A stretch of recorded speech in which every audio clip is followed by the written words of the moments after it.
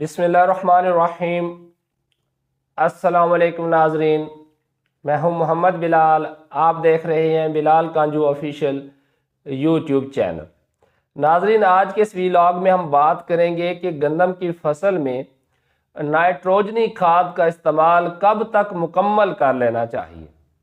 अगर तो हम बात कर लेते हैं रेतले रकबों की, तो यहाँ पर तो पहले 4 पानियों तक भी हमें नाइट्रोजनी खाद खासकर यूरिया की शक्ल में इस्तेमाल करना पड़ेगी, क्योंकि यहाँ पर ज़्यादा मिकदार में इस्तेमाल करेंगे तो ज़ाय हो जाएगी। तो इसीलिए हमने थोड़ी थोड़ी करके 4 से 5 किस्तों में इस्तेमाल करनी है, कम से कम 4 किस्तों में इस्तेमाल करनी है, ताकि ये ज़ाय ना हो और गंदम की ज़रूरियात भी पूरी हो।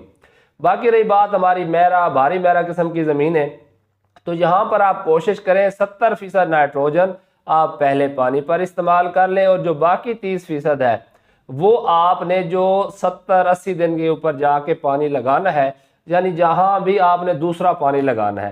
यानी कुछ ऐसे रकबे भी हैं जहाँ पर आपको 70 दिन बाद बुआई के पानी लगाना पड़ जाएगा, कहीं पर आपको 60 दिन बाद भी लगाना पड़ जाता है, कहीं पर आपको 80 दिन भी बाद लगाना पड़ जाता है। तो इस पर आपने जो बकिया सिर्फ 30% है वो नाइट्रोजनी खाद इस्तेमाल करनी है, और कोशिश करें इस पानी पर अगर नाइट्रेट की शक्ल में इस्तेमाल कर ले तो ज़्यादा बेहतर है, जैसे कैन गवार है या नाइट्रो पोटाश है या नाइट्रोफास है।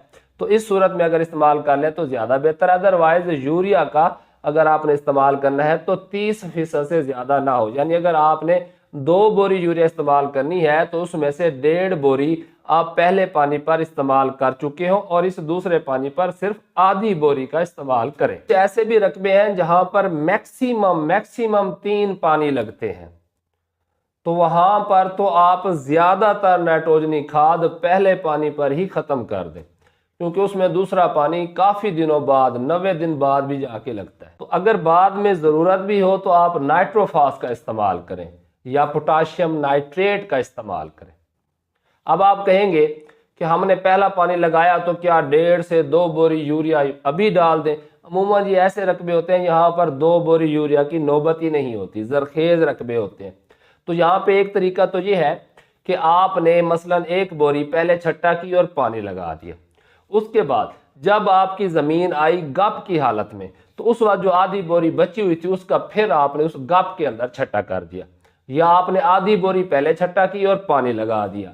उसके बाद जब ज़मीन गब की हालत पर आई तो फिर आपने 1 बोरी का मजीद छट्टा कर दिया।